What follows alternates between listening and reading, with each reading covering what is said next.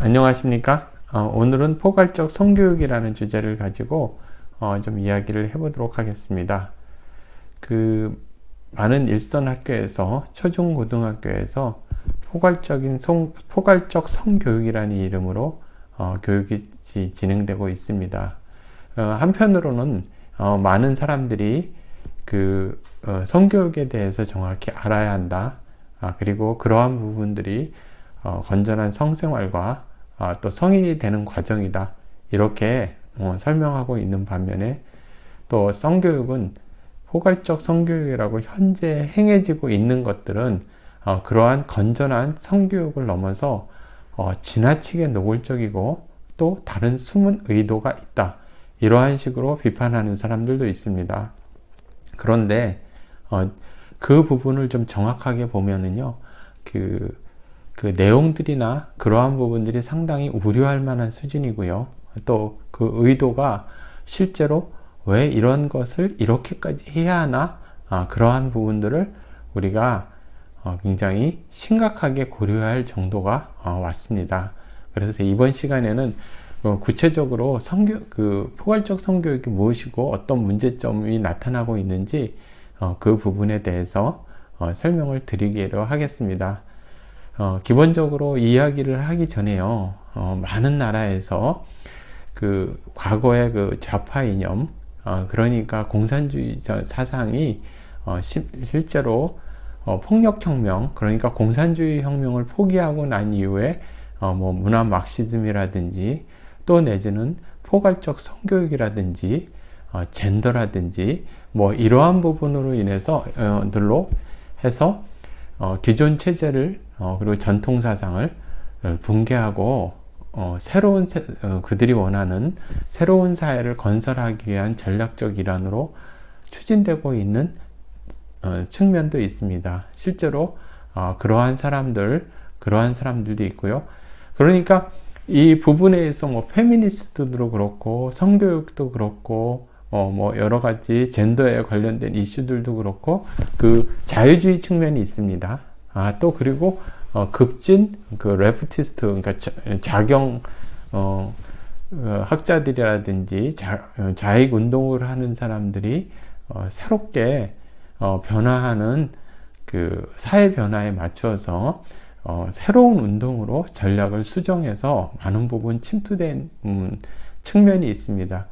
유럽에서 그러한 측면이 상당히 있었다가 많이 이제 조금씩 자성이 있고 그러한 부분들이 이제 정도가 덜해지면서 많은 부분에서 의도가 파악됐습니다.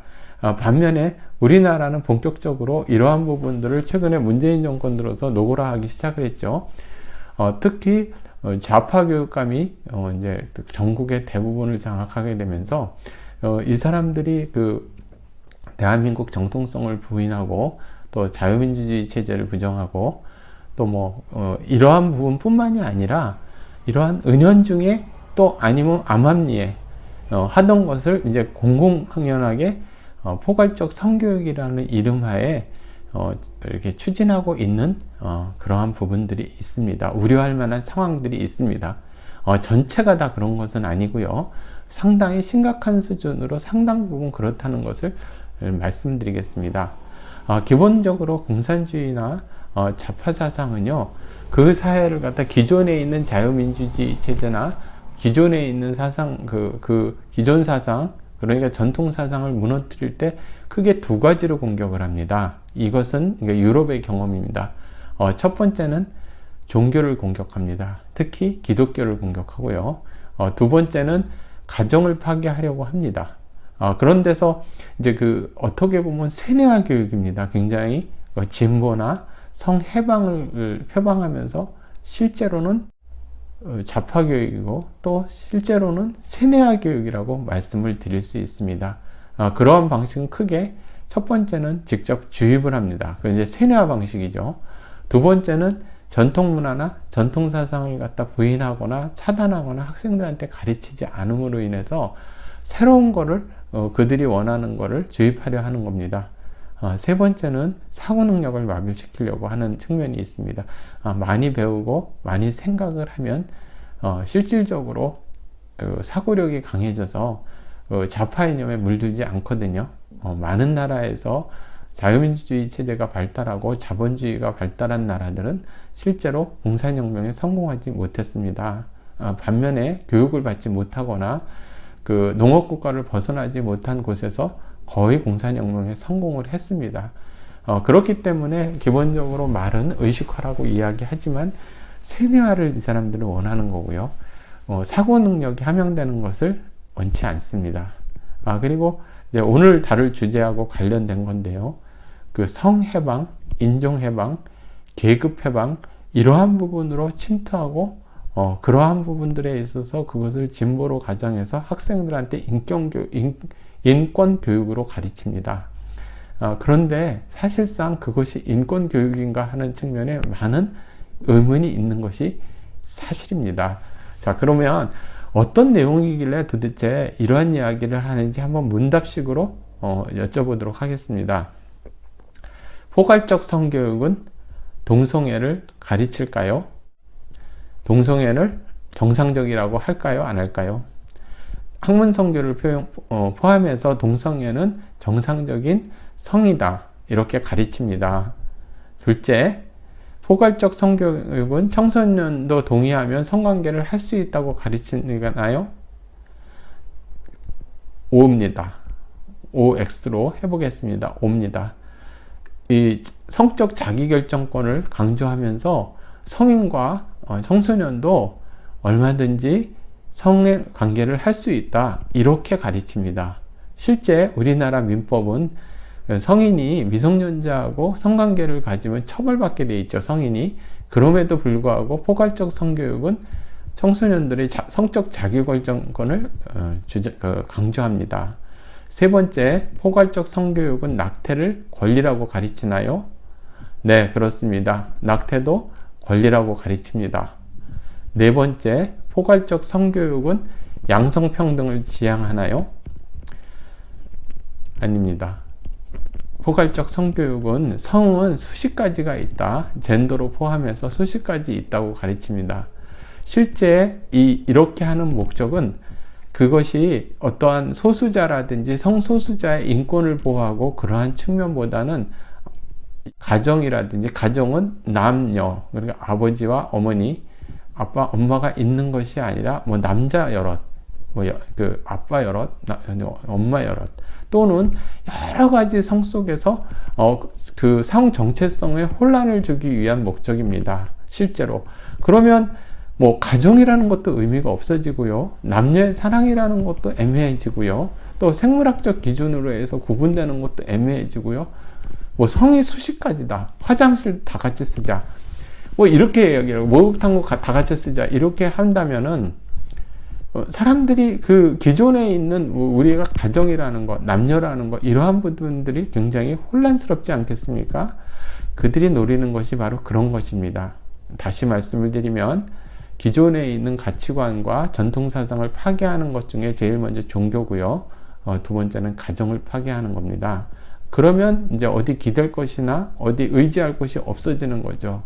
그러니까 쉽게 어떤 사상이나 이데올로기나 이러한 것에 물들 수 있는 기반을 마련하기 위함입니다. 다섯 번째, 포괄적 성교육은 정치교육인가요? 네, 그렇습니다. 포괄적 성교육은 반드시 페미니즘 교육을 실시하는가? 네, 그렇습니다. O입니다. 포괄적 성교육은 페미니즘 교육을 실시합니다. 그런데 이 부분이 뭐 자유주의 페미니즘이라든지 우파 페미니즘이라기보다는 상당 부분 그 좌파 페미니즘, 좀 급진적인 페미니즘에 가깝습니다.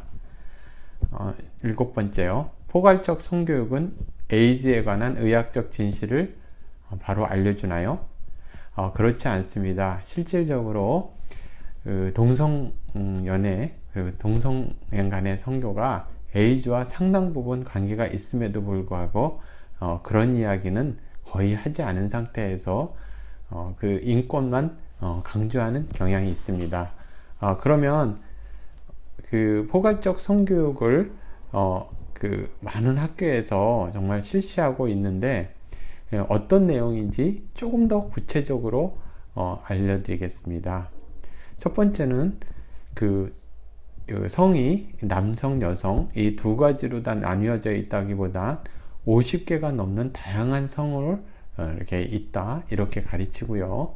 또 교과서에서는 노골적으로 이렇게 콘돔을 사용하는 방법, 그 다음에 조기 성애와 그리고 여러 가지 성을 조장할 수 있는 내용들을 가르칩니다. 심지어는 학문 성교, 동성혼, 다자간 성관계 이러한 부분도 정상적이라고 가르치는 것이 현재 포괄적 성교육에 포함되어 있습니다. 또 두 번째는요, 조금 더 청소년기나 많은 사람들이 그 성관계나 또 연애에 있어서 책임감을 강조하기보다는 성적인 자기 권리를 강조합니다. 특히 성적 자기 결정권이라고 그래서요, 이전에 말씀을 드렸듯이 그 성인과 청소년에게 성인과 성관계를 해도 성적 자기 결정권에 의해서 무방하다 이렇게 가르칩니다. 이러한 부분들은 상당히 우려 섞인 내용이죠. 그리고 그 초등학교 그 활용 가이드를 보면 애무라든지 성적 접촉이라든지 쾌락을 느끼는 방식이라든지 이러한 부분도 설명이 되어 있습니다. 또 소수자들, 동성애자, 양성애자, 성전환자 이런 사람들이 정상적인 그 성별로 구분을 해야 한다, 젠더로 구분을 해야 한다 이렇게 가르칩니다. 이것은 다문화주의나 다문화 교육에서 소수자도 인권이 있다 이렇게 가르치는 것과 좀 차이가 있습니다. 사실상 그러한 사람들이 차별받거나 인권에 침해받으면 안 된다는 부분은 많은 사람들이 동의를 할 겁니다. 그렇지만 이러한 부분들이 정상이고 또 이러한 부분들을 소개함으로 해서 이러한 것을 부추긴다는 것은 상당히 우려 섞인 일이라고 할 수가 있습니다. 21년도부터 초등학교 5시간, 중학교 3시간, 고등학교 3시간 학급별로 포괄적 성교육을 실시합니다. 많은 사람들이 우려를 하고 있는 거는요, 건전한 성교육과 또 건강을 위한 성교육, 그리고 책임감을 이렇게 심어주는 성교육을 실시한다고 하면 아무도 뭐라고 그럴 사람이 없습니다. 그러나 지나치게 노골적으로 성행위라든지 성의 방종 이러한 것을 조장하고 또 다른 한편으로 상당히 기존의 체제라든지 가정을 파괴하거나 기존 관념들, 전통사상 이러한 부분들을 파괴하기 위한 의도로 이러한 일을 진행하는 측면이 분명히 존재하고 있기 때문에 과거에 많은 나라에서의 역사가 그러했기 때문에 우리나라에서 벌어지는 포괄적 성교육도 이러한 우려를 할 수밖에 없는 것입니다. 그렇다고 해서 제가 이렇게 이 말씀을 드리는 제가 굉장히 고루하고 굉장히 보수적이고 이래서 이런 말씀을 드리는 것이 아닙니다. 제가 5가지 과목 중에서 상당히 오랫동안 했던 것이 다문화 교육론입니다. 소수자의 인권과 그리고 함께하는 사회, 공동체 의식을 가지는 것 이러한 부분들에 있어서 상당히 중요하게 여깁니다. 그럼에도 불구하고 지금 벌어지는 일들은 포괄적 성교육에서의 많은 의도들은 사실상 좌파 모험주의에 가깝습니다. 여러분들 입장을 바꿔놔서 포괄적 성교육으로 성적 자기결정권을 주장하고 청소년이 성인과 성교를 해도 된다 이렇게 가르치는 사람들, 또 젠더가 여럿이 상당한 다양한 젠더가 존재하기 때문에 화장실이라든지 목욕탕이라든지 이러한 부분을 같이 써도 된다고 만약에 말을 하는 사람들, 과연 자신의 딸한테 그렇게 할 수 있는지 비추어 보시기 바랍니다. 여러분들의 딸의 목욕탕에 제3의 성이 들어오고 여러분들 딸의 화장실에 제3의 성이 들어와도 정말 괜찮은지 비추어서 생각을 해 주시기 바랍니다. 모든 일들은 사실상 자신을 비추어서 이야기를 할 수 있어야 됩니다. 왜 제자들은 포괄적 성교육을 배우고 자신의 자녀들은 그러한 부분을 꺼림직하게 생각을 하는지, 그렇다면 그러한 부분은 사실상 위선입니다. 그렇기 때문에 많은 부모들이 우려를 하는 겁니다. 제가 이런 말씀을 드리면서 실제로 이루어지는 포괄적 성교육의 교재 내용이라든지 인간의 성기를 다 보여주고 이러한 것들이 버젓이 학생들한테 보여주는 이러한 교육을, 그러한 영상이나 그러한 사진을 제가 일일이 옮기지는 않겠습니다. 그러나 우리 사회에서 이러한 부분들을 분명히 깊이 생각을 해서 건전한 성교육, 그리고 책임 있는 성교육, 책임을 지는 성교육, 그리고 건강한 위생과 건강을 생각하는 성교육으로 긍정적으로 바람직하게 전환되기를 바라봅니다. 감사합니다. 이상 마치겠습니다.